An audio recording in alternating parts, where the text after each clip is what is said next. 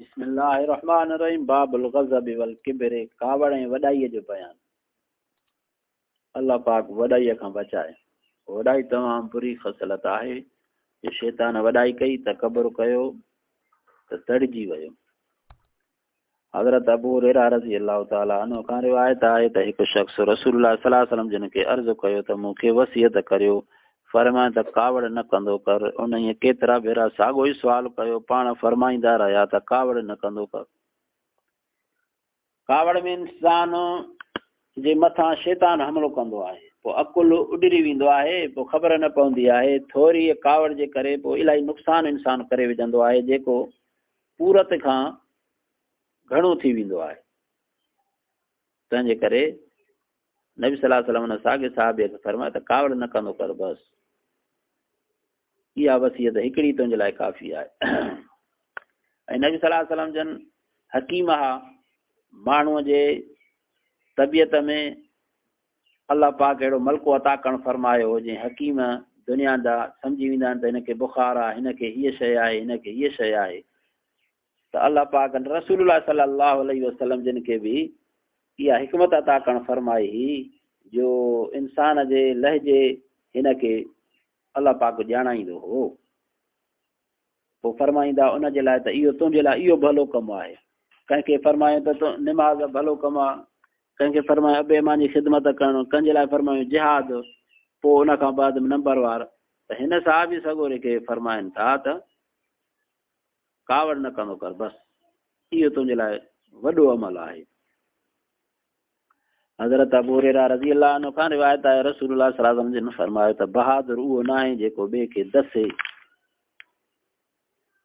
मल मारेसि या वठी बांह खां वकोड़े करे दसेसि, इहो बहादुर न। बहादुर त उहो आहे जेको कावड़ वक़्तु पाण ते काबू रखे, पाण खे कावड़ खे खाए, गुस्से खे खाए।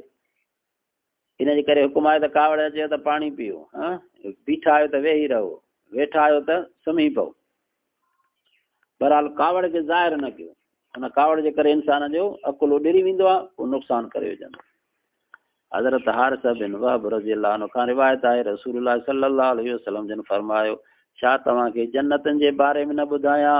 हर हक़ीर ऐं कमज़ोर माण्हू उहो जेकॾहिं अल्लाह जो कसम खणे त अल्लाह हुनखे पूरो करे। छा तव्हांखे दोज़ख जे बारे में न ॿुधायां? हर कमीनो, थुल्हो, मतारो, वॾाई कंदड़, इहे जहन्नमी आहिनि। अल्लाह ताला जहन्नमिन खां बचाए, जन्नत वारनि मां करणु फरमाए। हज़रत बिन मसूद रज़ी अल्लाह अन्हु खां रिवायत आहे, रसूलुल्लाह सल्लल्लाहु अलैहि वसल्लम जिन फरमायो, जंहिं शख़्स जे दिलि में आहर जे दाणे जेतिरो बि ईमान हूंदो, दोज़ख में दाख़िल न थींदो। ऐं जंहिंजे दिलि में आहर जे दाणे जेतिरो बि तकबर हूंदो, जन्नत में दाख़िल न थींदो। अल्लाह साईं तकबर वॾाईअ खां बचाए। हज़रत बिन मसूद रज़ी अल्लाह अन्हु खां रिवायत आहे, रसूलुल्लाह सल्लल्लाहु अलैहि वसल्लम जिन फरमायो, जंहिं शख़्स जे दिलि में आहर जे दाणे जेतिरो बि तकबर हूंदो, जन्नत में दाख़िल न थींदो। हिकु शख़्स चए थो, माण्हू उहा ॻाल्हि पसंदि कंदो आहे त उन जा कपिड़ा सुठा हुजनि, उन जी जुती सुठी हुजे, छा उहो बि तकबर आहे? फरमाए त अल्लाह सुहिणो आहे, सूंहं खे पसंदि करे थो। तकबर हक़ ॻाल्हि खे रद्द करणु ऐं माण्हुनि खे हक़ीर ॼाणणु आहे।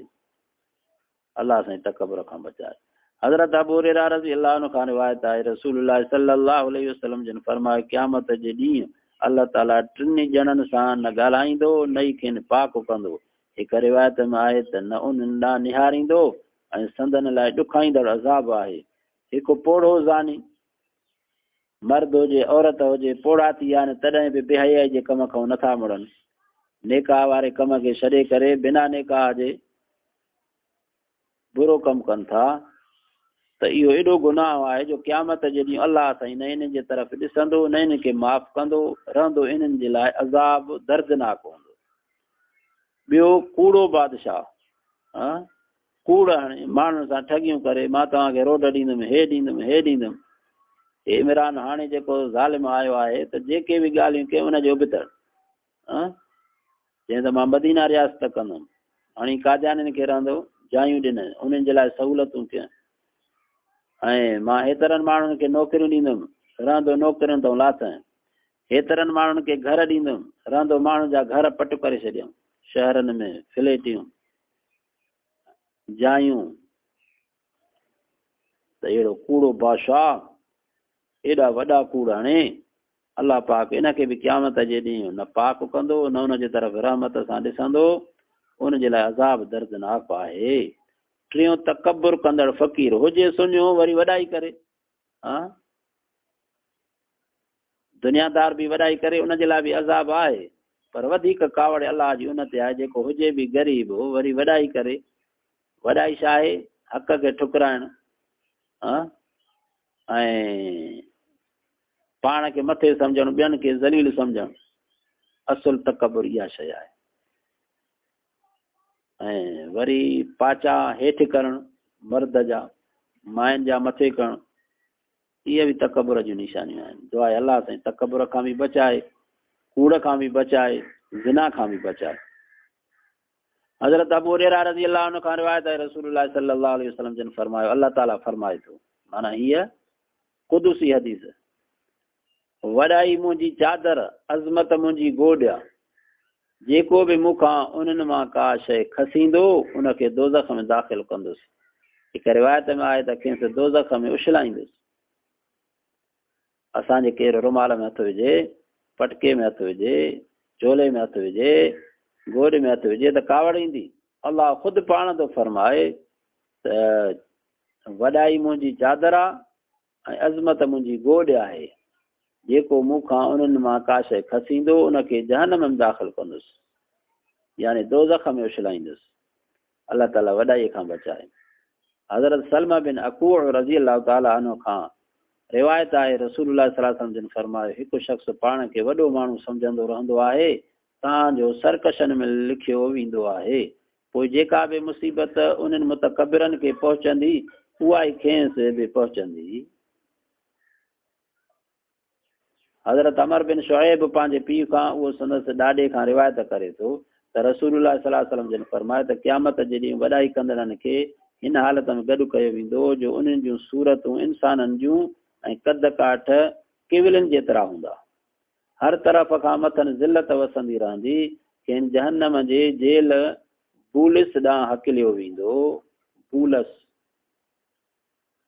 सभ खां वधीक तेज़ बाहि उन्हनि खे वकोड़ींदी खेनि दोज़खनि जी पूए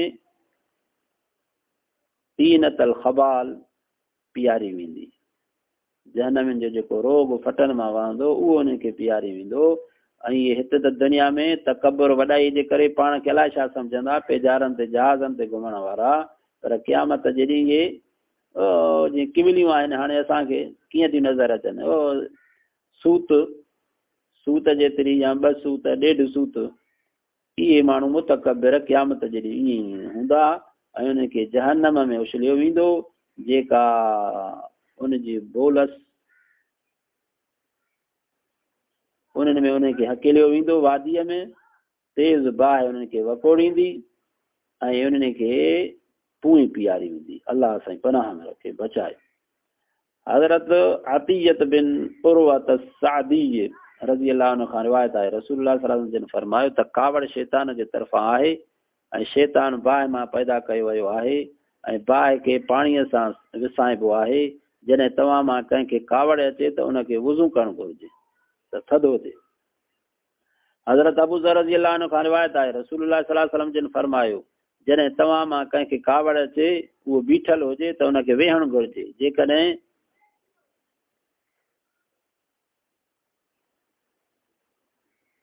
संदसि कावड़ ख़तम थी त ठीकु आहे न त लेटी पए। हज़रत अस्मा बिन उमैस रज़ी अल्लाह अन्हुमा खां रिवायत आहे त मूं रसूलुल्लाह सल्लल्लाहु अलैहि वसल्लम जिन खे फरमाईंदे ॿुधो त सभ खां बुछड़ो बानो उहो आहे जेको पाण खे चङो ॼाणे वॾाई करे ऐं वॾे बुलंद मर्तबे वारे अलाह खे विसारे वेहे। सभ खां बुछड़ो बानो उहो आहे जेको पाण खे भलारो ॼाणे माण्हुनि ते ज़ुल्म करे हर शइ ते ग़ालिब ऐं बुलंद अलाह ताला खे विसारे छॾे। सभ खां बुछड़ो बानो उहो आहे जेको गफ़लत में हुजे पाण खे अजाइनि ॻाल्हियुनि में मशगूल रखे कब्रिस्तान ऐं पंहिंजे जिस्म जे ॻरे सड़ी वञण वारी हालत खे विसारे छॾे।